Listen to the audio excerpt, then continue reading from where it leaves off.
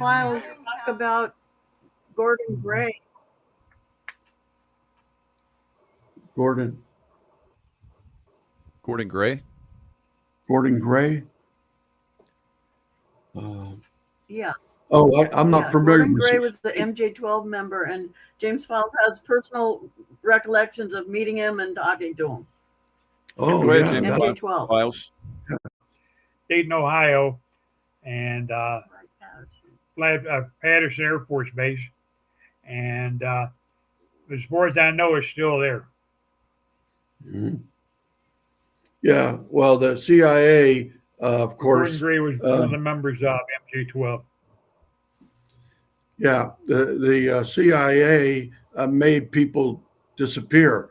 Bob Lazar came out. He was working at S4, which is about 12 miles away from Main side at Area 51. And that's where they had most of the stuff going on with the aliens and their flight equipment. And Bob Lazar came out and said that he had figured out how they were engineering the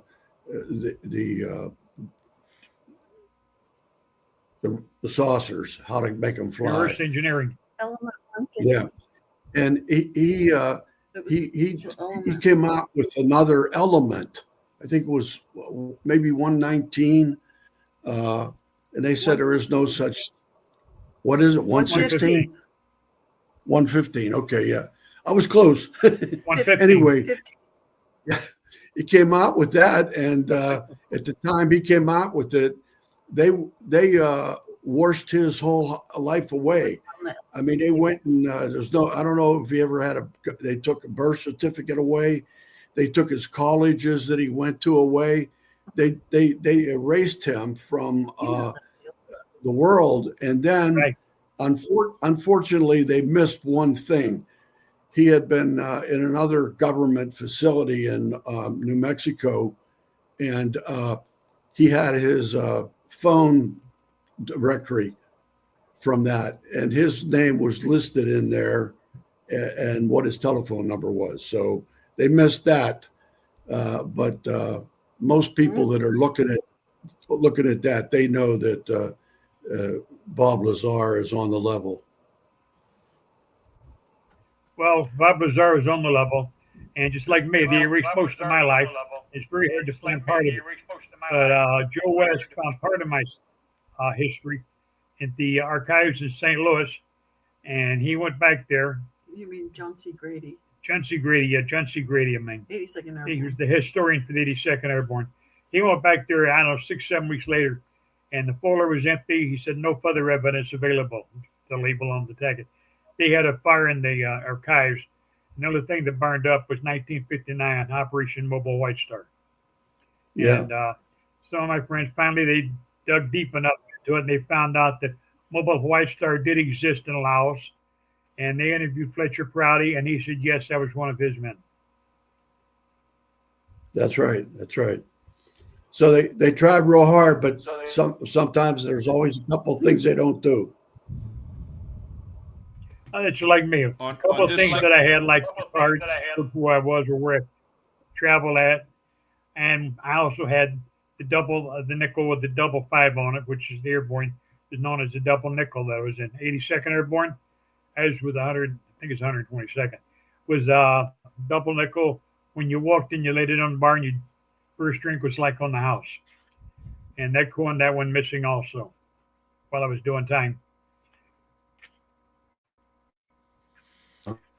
It's amazing with all the information that you have, Files, that they haven't taken you out, because I have mentioned some of this stuff, and MJ-12 does not mess around. They will come after you and eliminate you. So I'm happy that you're still here with all the information. You're saying stuff on a level I haven't heard before, so it's very impressive. Jim, you have something else you want to, or Scott, you have something else you want to say? Have y'all heard of this? It's called the SOM 1, Special Operations Manual 1. Have y'all ever heard of that? It's a top secret document involving extraterrestrials. It was mailed in a film canister to researcher years ago, and some people somehow get copies of these documents, and it was published in 1954. I don't know, is that reversed, or can you see it okay? Not great, but I if think you take the gave plastic us off the a front, copy of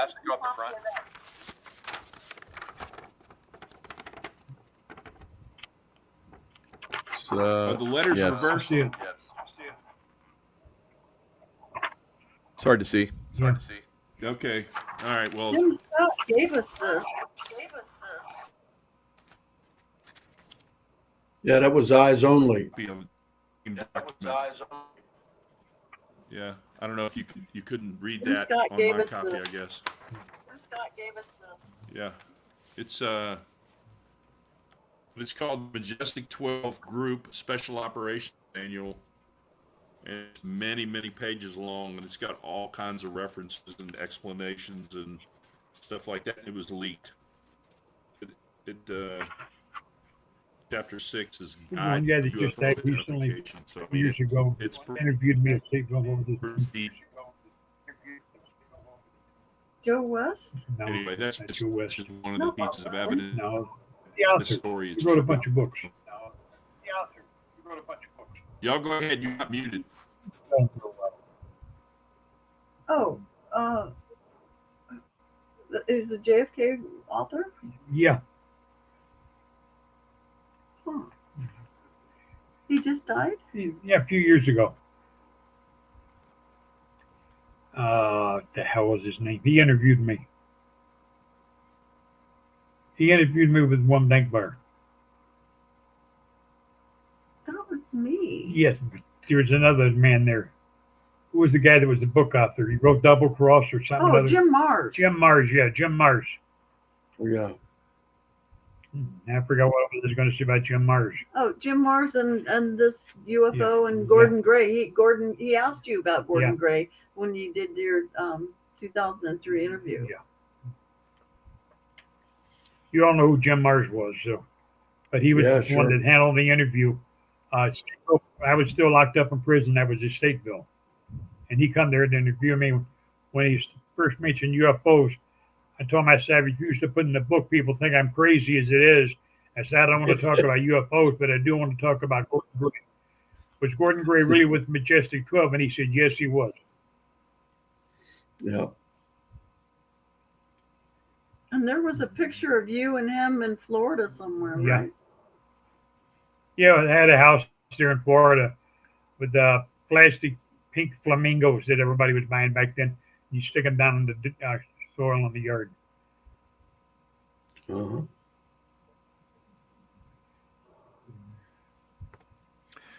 So I had a hard Let's, time coming up with Jim Mars' name because this is a stroke. I forgot a lot of the names of the people that I knew and people that I talked to, and I learned and different things because my memory's not as sharp as it used to be. And thank God Pamela had me get together with her, and we put the book Primary Target out before I had the stroke.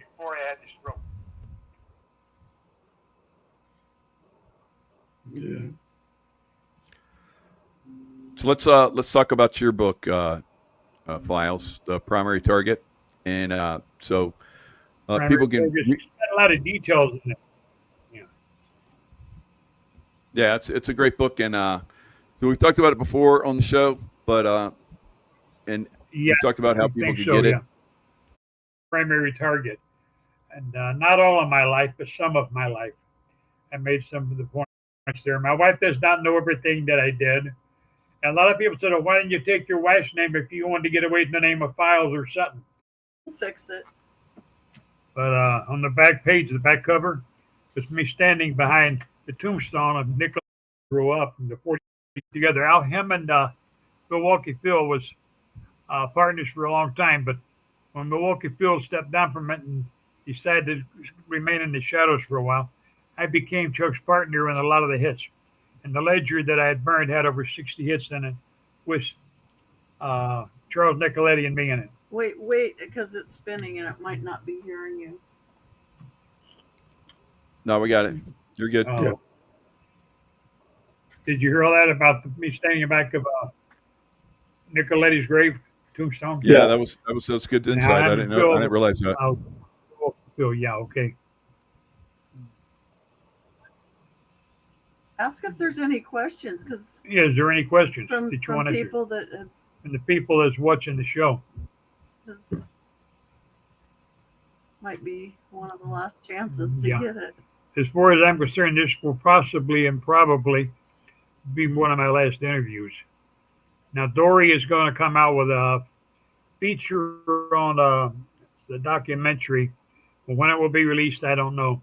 But Dory came here and No, Matt, the guys that filmed you in 2023 are coming out with the documentary. yeah, okay, Matt Dory's not Guthrie, going to yeah, have a okay. documentary. Matt Guthrie. I get people mixed up. Like I said, since the stroke, my mind is not as sharp as it used to be.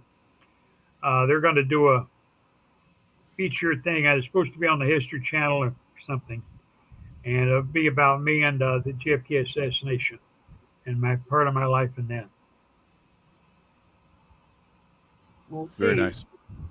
And so far, Matt told me they had $50 million for the full-length feature cinema movie they want to do.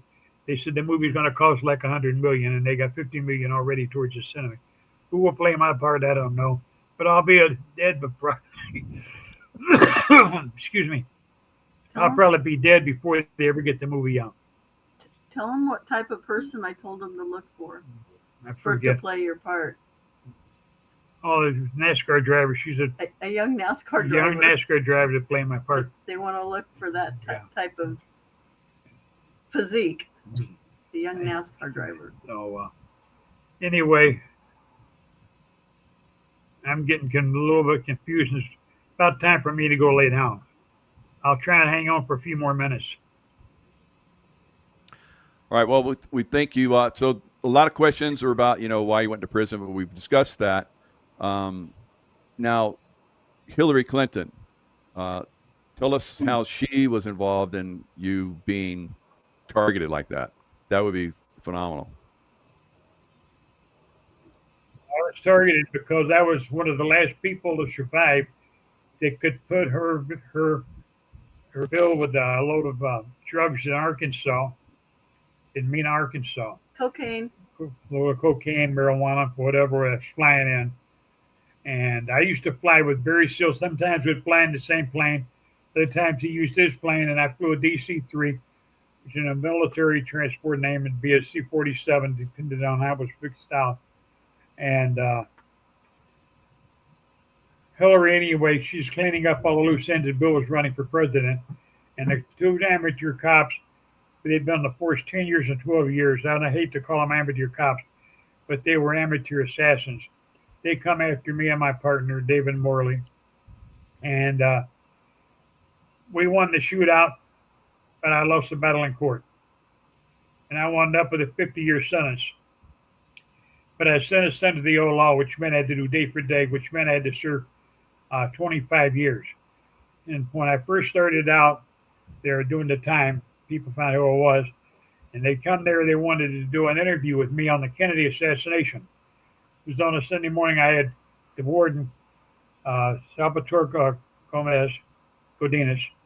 I had him call up Ann Richards, which was the governor of Texas at that time in the early 90s. And I talked to her, and she said, first of all, Godinez told her, said, I have a prisoner here in Illinois.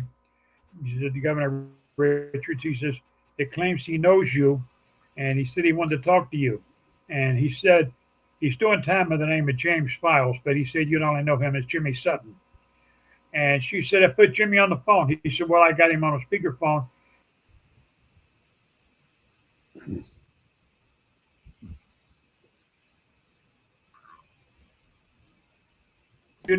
Now, and I said, I've got shot.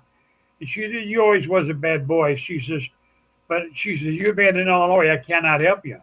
And I said, well, I ain't worried about getting help or assistance there. I said, what I wanted to find out is if Texas would indict me for the assassination of John F. Kennedy, because I'm going to do the interview. She says, Jimmy, go ahead and do the interview, because Texas will never indict you for the assassination of JFK. And she said, we'd build you a Lincoln monument instead. And so I laughed and she laughed, and that was it. But she swore like a sailor. And I went ahead and I gave the interview, and I was threatened by the FBI. If I gave the interview, my appeal would be denied. They would get the charges that were dismissed against me reinstated, and they would take me back to court and get me more time. And in very unpleasant words, I told the FBI to go do it. And I gave the interview. And a couple of weeks after I gave the interview, my appeal was denied. I was resentenced. I got those counts reinstated. I went before the judge. The judge gave me another 30 years and ran it consecutive to the 50, which meant I had a total of 80 years to do, which had to do 40. I spent the next 2.5 years, and the entire court case is in the book, Primary Target, and how I got the time. In the papers. And yeah. So the judge gave me 30 years on it. I told the judge to go blank himself, and believe it or not, it was all over with, and I got out. The judge wanted to take me and my wife out for dinner, and he told a couple of people, he said, I admire the guy. And he said, why? He said, he's the only guy that stood in the courtroom and looked me in the face and told me to go blank myself. Because I told him I didn't remember having a trial on the reinstated. And he says, it's okay. And I asked him what he didn't understand about it and why didn't he go blank himself, et cetera, et cetera. So anyway, me and the judge, we never had no problems. And I didn't threaten anybody, except I sent a message to Ostertag. He was the cop that got shot. And the message I sent him was that he was a very bad shot. And he claimed over 50 rounds was fired. And he was the only one that got hit out of the 50 rounds. And the message So sent back to you is that he said he agrees he was a lousy Yeah. shot. The guy that delivered the message came and saw me and met me and my wife and Nick Keller and a couple of other people at Granny's Restaurant in Antioch, Illinois. And the girl come over that morning there, and she said, so-and-so told me that he would like to come and have a talk with you and give you the answer that the message you sent to Ostertag. I said, you got time, come on over. So I had another cup of coffee after having breakfast and sit there, and I talked to the guy when he come over. He only lived about 10 minutes from Granny's, so he's come over there right away, and we talked and we laughed, and he said, Ostertag said you was right. He was a lousy shot. Because they shot the windshield out, the rearview mirror out, the side windows out, and everything else, all kind of holes in the car. And I had rounds of ammunition flying through my hair, and I had long hair at that time. And Wow. How they missed me at 10 feet, I'll never understand. It's only I say is the good Lord's will. I believe so. I think that God kept you here so you can talk about all this. Yeah. And his Ostertag's partner was Gary Bittner. Scott, go ahead. Hey, James That's Files. about Oh gosh, he cut out. When he comes back, can y'all hear me? Okay. Yeah, go ahead. Yeah. Okay, I'm so white. when he come, all right, can you hear me, Jimmy? Yeah. Oh, the other John. yeah, I can hear you now. Okay, do me a favor, Pam, put your mute button on for a second, because it's bleeding over, and maybe that'll help. Okay, so the mute button. mute. Do you know how to do that? Okay, she got it. All right, so this might help. So, just for a second, and you just listen to me. I'm not going to be specific. I'm not going to let anything out.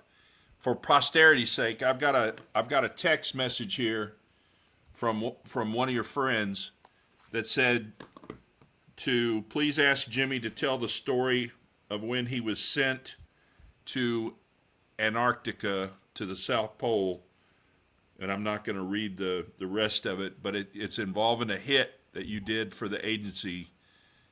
And just for history's sake, could you tell the story but not give any details about what the number of the targets, but what they were? And then we could, after you're dead and gone, we can tell the rest of the story. Can you tell it in just general terms? You'll have to unmute your phone too. Pam, if you can hear me.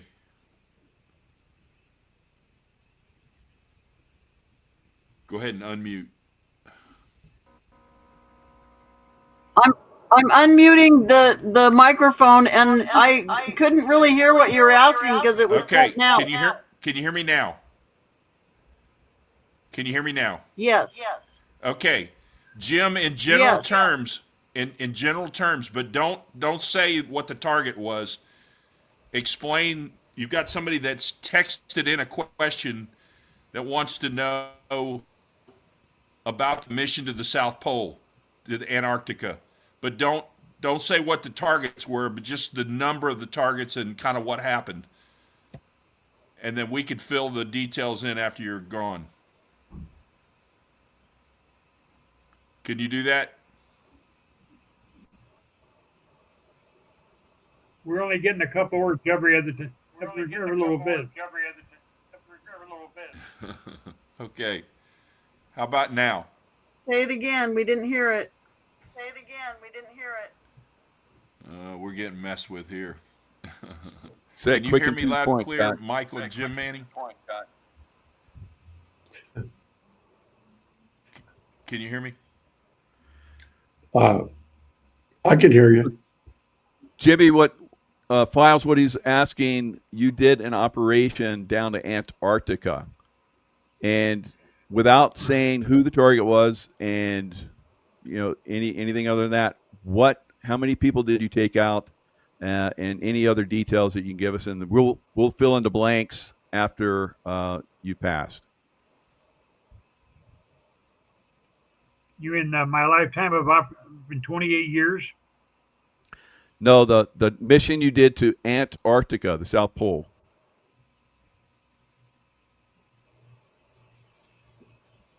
Oh, the Antarctica mission. Oh, in Antarctica. It wasn't people. It was hybrids where they'd mixed DNAs, and I don't know what you would want to call them, but it was hybrids, and they couldn't even speak English. I mean, they just squealed and moaned and yelled a lot, and we probably killed over 40 of them. It was loose. They got loose at Antarctica. How tall were they? Yeah, they were approximately 4.5 to 5 foot. What they were, I don't know. They were aliens or something from outer space, or if it's something that they mixed their DNA crossbreeding, I have no idea, and I wasn't filling in on it. I was just told it was a mop up deal that we went there for, and we did that. We got rid of them because the people that would created them, I guess, were scared of them or whatever. So we shot and killed them, and they died easily. Oh my God, that's incredible, share. Wow, good ones, Jim Scott. That was over the top. Wow. You've got to understand all the different countries like Russia and I guess Germany and United States. We all had a piece of Antarctica down there, and we had these camps down there. And there's large caves that you could go in, and they worked in, and they had nuclear facilities down there.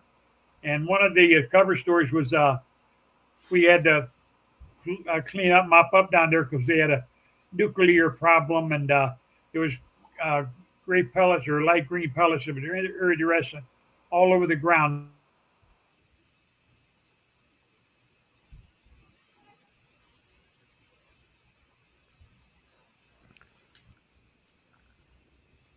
He cut out again for me. Can y'all hear me? Yeah, we got you. When he pops back in, I'll tell you. But I never dreamed in my wildest dreams that he would They say. sent me and my team there. They needed somebody close by, and we was in Chile, and I grabbed some of my members there, and we flew us down there, and we landed there. They kept the plane running, and they couldn't shut it off because it's so cold that the fuel would freeze up in the lines. So they had heaters out there, big heaters that are blowing hot air on the airplane. So we went in there, and about 3.5 hours later, we come out, got on the plane, and flew back to Chile. Wow. Wait till they can hear you and you can hear them. We can hear you right at the end. If you can hear, All right, you hear me he's now? cutting in and out. Let's promote his book real good. Go ahead. You can do it, Jim. Go ahead. Well, we need to talk about Jim Manning's book too, because I feel like definitely. But Primary Target JFK is available at their website, and it's JFK Murder jamesfiles.weebly.com, and the first edition hardcover autographed with a thumbprint is available in it. And I believe these are going to be worth a mint someday.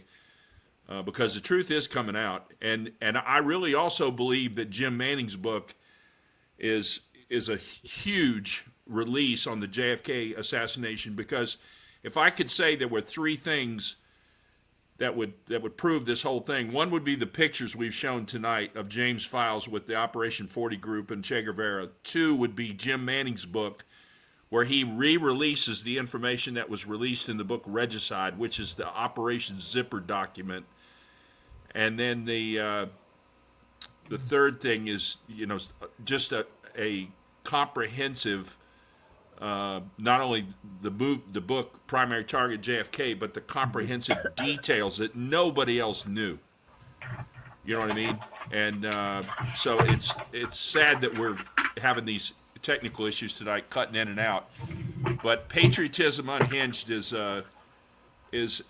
probably the only place you'll almost never find it. I'll let Jim talk about his own book, but man, to find the details of the Operation Zipper document, the only place right now you can get it at any of a reasonable price is Jim Manning's book, and his YouTube videos.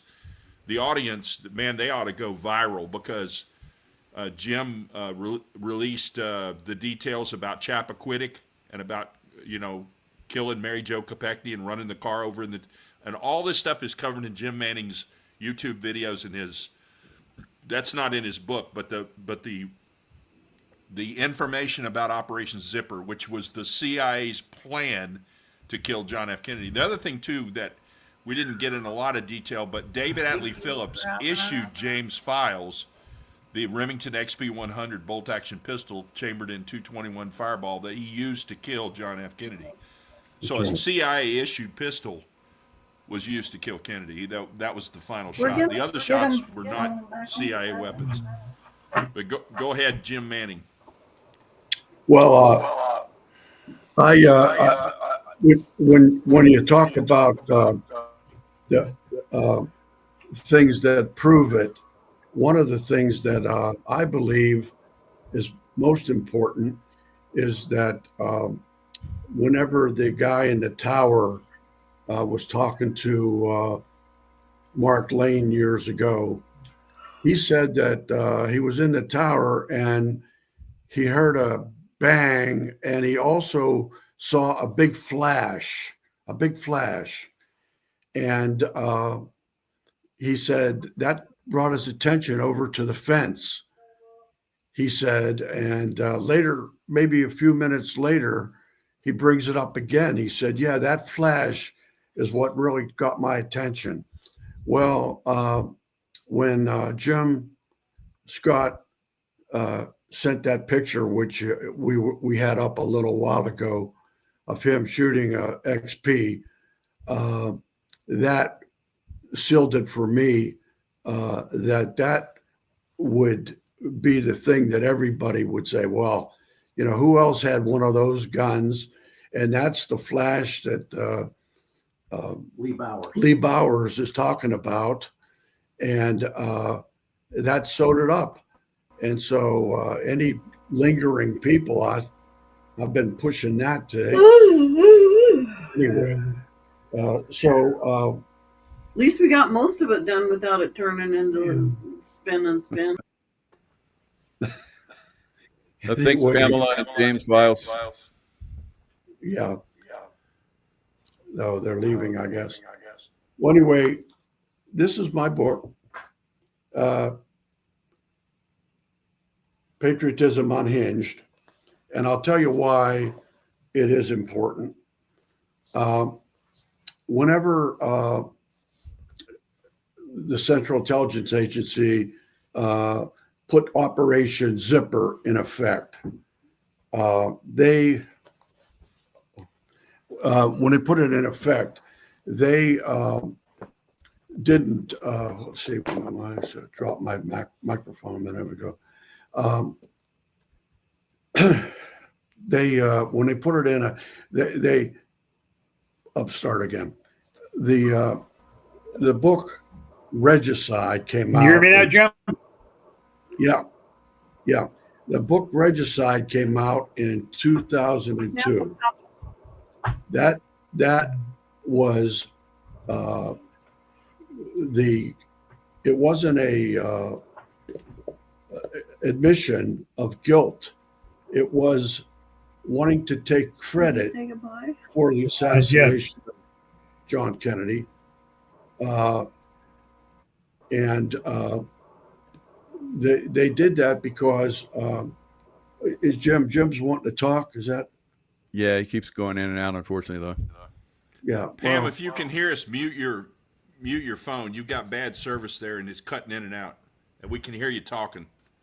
Anyway, Jim, man. So this book was written by Gregory Douglas. However, it was all information that he got from one of the top men. His name was Robert Trumbull Crowley. And he wanted to take credit for it because he believed that the Kennedys had committed treason. And he didn't want it to come out until after his death. So he interviewed a number of people. He chose one. The one that he chose was somebody that was also an intelligence writer. He was born in Germany, but came over like when he was a baby. And he had written a historical book on Heinrich Müller. Now, Heinrich Müller was the head of the Gestapo. And in 1946, 7, whenever the United States engaged in Operation Paperclip, they brought over between 1,700 and 2,200 Nazi specialists, Werner von Braun, for example. But they had people that were in intelligence and rocketry and all. They brought them all over. And unfortunately, they didn't want anybody to know that they were bringing Heinrich Müller, the head of the Gestapo, in because of what it would do to the American Israelis. So they knew that he knew about that. And so they were afraid to go too far with him. They kept telling the agency kept telling Robert Trumbull Crowley not to talk to him. But anyway, he did anyway because he knew that was the right guy to do the book. So when he died, Crowley's son gave all of the documents that he had taken out of Langley because he was the main guy doing the paperwork on the assassination. So he had they were marked secret, top secret, and there's many documents, but the main ones have been hidden because when the book was published, they published 10,000 copies of it. And somebody at the CIA was asleep at the switch.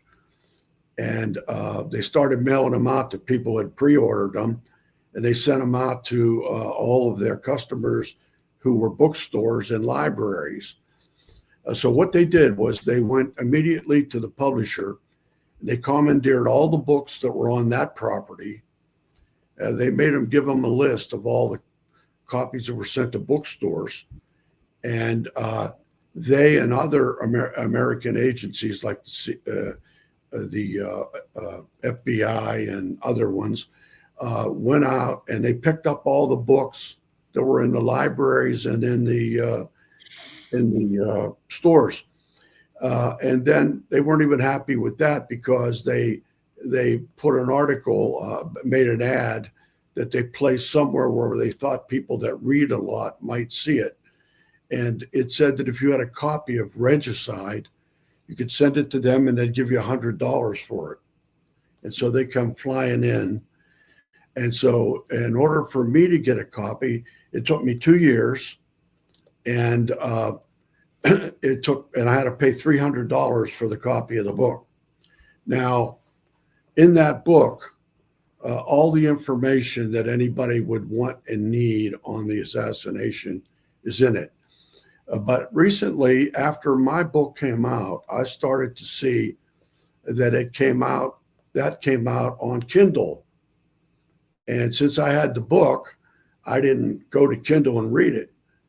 And just last week, studying some European stuff that I do, I found out that it is published again on Kindle, but they had to take out 4 main sections of the book. So I think it's like, instead of having 250 pages, it's 139 or something. So all the good stuff is gone. And a lot of that was elements of Russian communiques between the United States back to Moscow, and then it was interpreted by the DIA, and so all of that information I don't think is probably going to get to Anna Paulina Luna that she's expecting, or maybe already has. But besides getting one of those books, which, like I say, are 2 years and $300, this book is the only other book that I know in the world that has that information in it. This is it. Now you can get this on Kindle for, I don't know, $8, $10. And I think the paperback is under $20. And they do have the hard copies too. So anyway, I make You got that an audiobook too. Good job.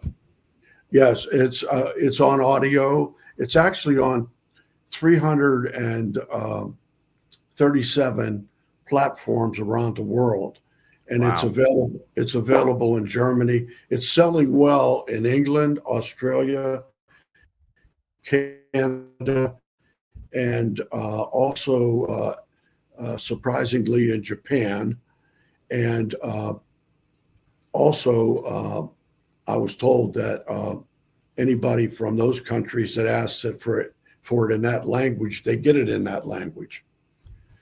So we want to get the information out. It's not about making money. I can tell you, haven't made a penny on the book. It costs quite a bit to do this, to make a book. And the average book, when you self-publish it, and the reason it's self-published is because I own the copyright. The book that was written before Regicide was printed by a company. And so when you print it by a big company, they own half the copyright and the writer owns half the copyright. But they can sell their copyright to the government, and that's the end of the story. So I didn't do this to make money. I did it to get the information out. That's what I am all about. And so I'm hoping that we will get the call from the Anna Paulina Luna to come up there, because I think we can make it'll be a real eye opener, and it doesn't matter to the people up there whether the information is good for Democrats or Republicans. Everybody wants to find out how this really happened. And I thank you all.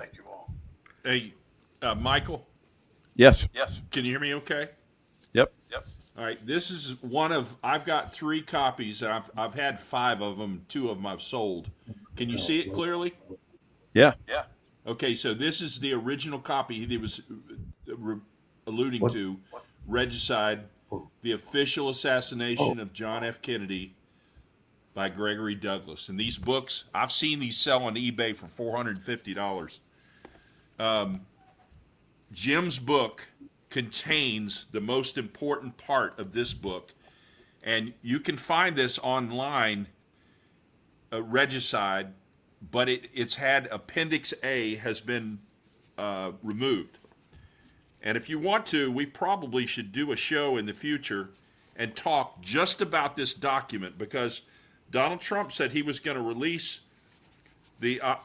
all the JFK documents, and you probably can't see it very well, but the Appendix A in this book, this is the cover. There's a table of contents. The original book, and I'll hold it just up for a second. The original document is supposedly 92 pages long. The meat of it is 28 pages. It has the, what do you call it, Jim? The statement of, what's it called? Jim Manning's got really good YouTube videos about this. It's the statement of policy. And I'll read the first couple lines. But the magic of this document, okay, that is in the original book, this is the smoking gun document that proved the CIA killed John F. Kennedy. And I'm going to make another revelation right here. In a way, because of they operate under Title 50 of the U.S. Code, which means they can kill people that are a threat to U.S. Sovereignty and national security. Basically, what the CIA did is they had this kangaroo court, and it's called Operation Zipper. Probably 5 or 6 people knew about it. I would say Alan Dulles and James Jesus Angleton and John McCone, because he was the new DCI, Robert Trumbull Crowley, William King Harvey, and a couple others, the people at the FBI, J. Edgar Hoover. Lyndon Johnson was he was a conspirator, like cooperative. He was going to gain. He wasn't going to be indicted on all those murders and all that agricultural grant money that he had stolen from the government. And he was going to become the president of the United States. So he had a lot to gain. But this document that's in Jim Manning's book is the smoking gun that proves the CIA killed John F. Kennedy. But why is that? Well, they operate under Title 50, not Title 10, like the U.S. military, that gives the U.S. military to go to foreign countries and kill people and is legal. Title 50 is what they use to do assassinations. So you would have to prove or accuse and convict somebody of high treason or some kind of, something of national security. And John F. Kennedy was sharing the presidential daily briefing from the CIA with the Russians. And that's what they said that he did. Now, it doesn't say that in this document, but that's what it was. Robert F. Kennedy Jr. recently released in an interview that the wires for the red telephone that was in his father's home that they used to talk to the KGB colonel, those wires are still, that telephone line is still in his home to this day. But in the statement of policy, it basically says the removal of the president and the attorney general, which would have been Robert Kennedy, from their positions because of high treason has been determined. This is the smoking gun that made it legal for the CIA to kill John F. Kennedy and Robert. And they did kill both of them. Sirhan Sirhan did not kill Robert Kennedy. He was killed by a CIA operative named Thane Caesar. And Jim Manning's book, Patriotism Unhinged, is an update really to this book. If you can get your hands on this, once in a while they pop up on eBay. I look for them all the time. I've found them from $50 to $300. And I've seen them on there for $450, $500, but I'm not going to pay that for it because I already have 3 copies. And actually I've had 5 copies, but sold 2 of them to friends of mine. Jim Manning's book is the smoking gun under Title 50 because the CIA needed a reason. So they had this kangaroo court. They convicted him of high treason. And now under Title 50, because he's an enemy of the state, so to speak, they can kill him. And that's what they did. But Jim Manning's book is brilliant. It's regicide, you know, section 2 is really what it is. But also it includes, so the first like 6 pages are the statement of policy. And then there's a page of abbreviations for the code, so you can decode the next several pages. There was a couple pages in there, and if you want to pull them up, there's 2 pictures I sent you of John F. Kennedy's head. So the Operation Zipper document, the first 5 or 6 pages are the statement of policy. Then there were photographs, autopsy photographs of JFK. Then there was all these notes of the meetings that were taken by Robert Trumbull Crowley, the deputy director for clandestine operations, okay, at the CIA. And guys like that have to make some pretty serious decisions that involve national security. And I'll tell you one that was done by a friend of mine. I went to college at the Citadel in Charleston, South Carolina. I was just at my 45th reunion this weekend.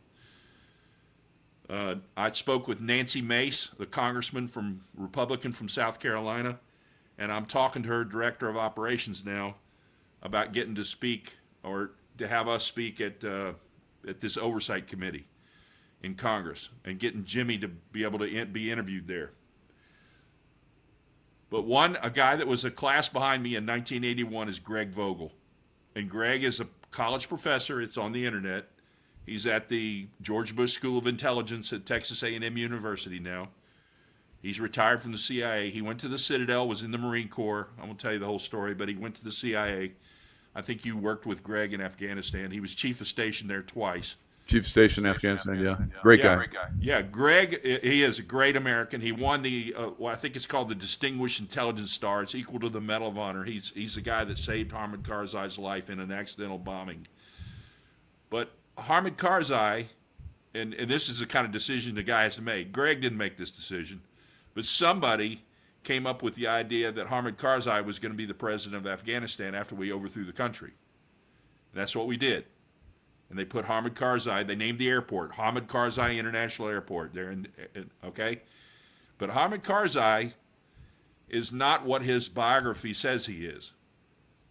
When he was hired, basically recruited by the CIA to be the president of Afghanistan, he was a hot dog vendor on the mall in Washington, D.C. But the biggest reason that he was recruited by the CIA, it's absolutely true. Eric Prince verified that from Blackwater, okay?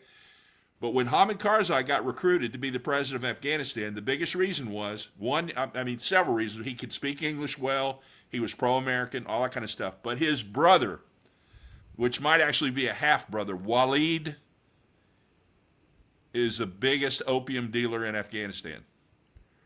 And shortly before the United States pulled out of Afghanistan, the facility he was in was bombed and he was killed. Imagine that. But Hamid Karzai's brother, and I don't know if you know the story, but Karzai bugged out of Afghanistan right before it fell with millions of dollars in a private jet.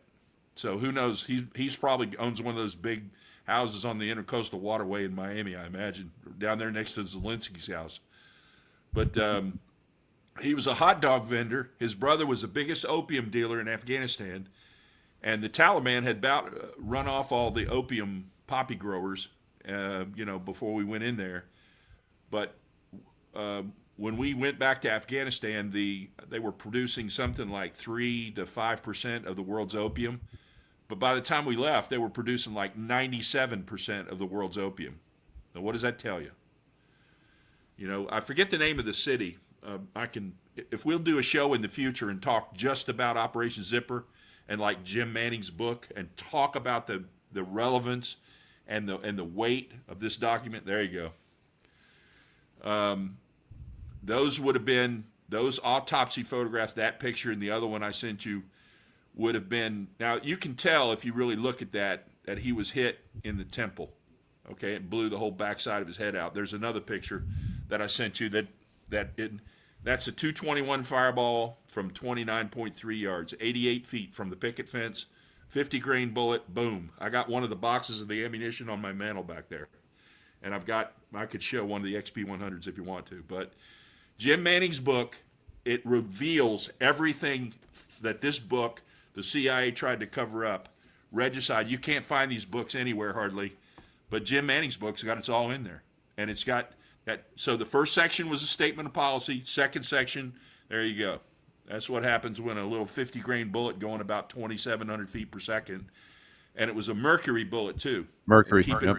You know, I mean, it was filled. You can make those easy. If you take I've got, actually when Walt Burger bullets are really famous right now, Burger match bullets. But when Walt started that company, he lived out near Tucson. There were high school kids in the afternoon that would come to his house and work in his garage. And he was making these handmade match bullets. But now it's a big bullet company. Somebody bought it and expanded it, and they got machines making them. But the original handmade Walt Burger match bullets, you can put mercury in them. You can put whatever you want. You can put water in them and freeze them. You can do whatever. All it takes is a bullet mold, and you just have to have the press to put them together. But going back to Robert Trumbull Crowley, if he hadn't released this document and then Gregory Douglas hadn't written this book, Regicide, I don't know if Jim Manning would ever known about that kind of stuff. But God moved him to write this book, Patriotism Unhinged, I think. And I'll tell you, I think it ought to be the biggest bestseller in New York Times, history, because it is the smoking gun that proves that the government killed John F. Kennedy. Well, there were other people involved too, like the oil barons, like Jim talks about in Chapter 8. Yeah. There was a lot of reasons that they killed Kennedy. They wanted the Vietnam War. He wanted to get rid of the Federal Reserve.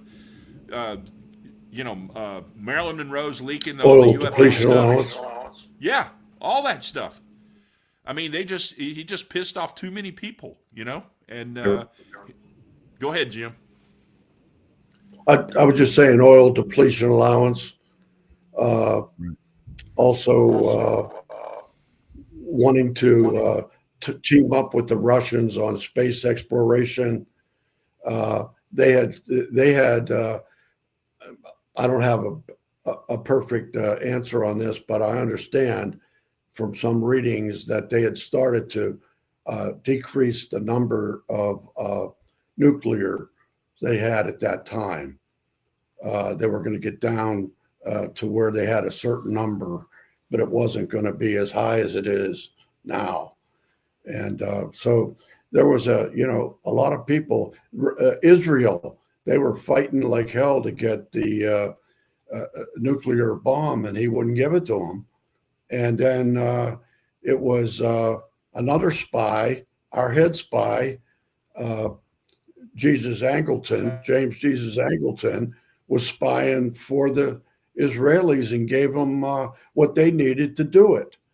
So, they would turn around and kill him.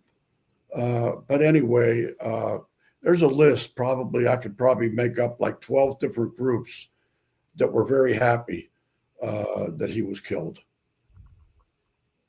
Not to mention all the companies that were in the military-industrial complex. That's right. And one of the ironic things, and Michael knows this, but I like to mention it when we get on this subject. After Kennedy was killed, they buried him at sea, And I've recently heard somebody said that because he was a Navy man, Robert F. Kennedy requested this. But nobody has ever made that public, and I think it was spite because he had mercury in his head, and if they left his body in the grave, but his body's not in his grave in Arlington National Cemetery. It's out in the ocean. But like you were talking about, there's a lot of people that wanted him dead, but I think it was a cruel joke. He was buried in a white concrete box that had holes in it. And if you go on Main Street, about a block from Dealey Plaza, there's a big JFK memorial there. And it's a white concrete box with these circles on it. Now, who in the world would think to memorialize John F. Kennedy's life by a white open box? That is, there it is right there. And all it is like 4 walls with gaps in it so you can walk into it. And all that is an inside joke to the people that know that they buried him in a concrete box off of where is Nantucket? Yeah, Nantucket. Yeah, out there Yeah. where, and it's probably not too far from where John Jr. was, because he was buried off a U.S. naval vessel, and Ted was there at the ceremony, I think. So I don't think they killed him. who? John? They're saying he's still alive. I've heard that. I wish they would show it. I mean, Who's if they that? could bring it out. John F. Kennedy Jr. Who's Jr. still alive? John F. Jeff Kennedy Jr. Jr. still They alive? think he is. Oh, yeah. That maybe they, Well, they faked his death, maybe, because there was a rumor that Hillary was going to have him killed because she was trying to run. What is she? Sure, yeah. She's from Chicago. Her dad was associated with the mafia. She was the wife of the governor of Arkansas, and all of a sudden, New York elects her as their senator. That's as shady as it gets, Yeah. But anyway, Boy. All right, gentlemen. It's been an epic show, and we have to mute you, Jim. Get something strange going on with your. Oh, well, I was just going to say, it's Go ahead. no wonder that the people of the United States can't understand that all these things could happen. It's just like a movie, to them. It's hard for them to believe. It was hard for me to believe. I mean, it took me 60 years to finally let it all sink in. And I tried to get somebody else to write this book. I'm not a writer, and couldn't do it for 5 years. And so I decided I'd take a shot at it. But almost everything that we talk about is something like, wow. And I'm now featuring on, because so many people now don't know about all the killings. And so I'm working off of, what's his name, the comedian? Belzer, yeah. Great book, by the way. Hit list, great book. I've been working off that list and building what I say are bricks. 2-3 people on each YouTube that I do. I tell why they were killed, who they were, if we know who killed them, and why. And the responses that I'm getting on YouTube are just fantastic. I never knew this. I never heard of that. If I ever get up to that Washington committee, I think that I might start off with saying, how many of you that are on this committee know that Hamid Karzai sold hot dogs outside here?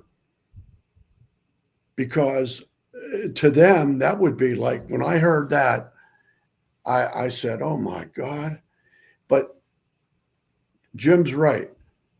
They do things like that to show for like comedy, for comedy. Very few people know that. And so it's very hard when you're fighting millions of dollars. They have unlimited funds. And one thing that a lot of people don't know about the CIA, you mention any paper in the United States, there's probably somebody from the CIA, and the big papers like the New York Times and the Washington Post and Chicago Tribune and all those papers. I bet you they have 15, 20 people. Most of them are in editing and they're in all different things they do, but they can see everything that's coming in and they can stop it. And that's why nothing gets out. And same things in the magazines. So with all that money and all those people that they can put in place, and it's very, very difficult to get anything out. And so I love internet, because without the internet, there probably was never going to be a chance. But they didn't see the internet when this all happened, like they didn't see the technical advancement in photography, that people that took just little tiny 4x6 pictures in Dallas that day of the crowd or this, that, how they have been blown up to where we now see that W. Bush at 17 years old was in Dealey Plaza on the day of the assassination of the 35th president of the United States.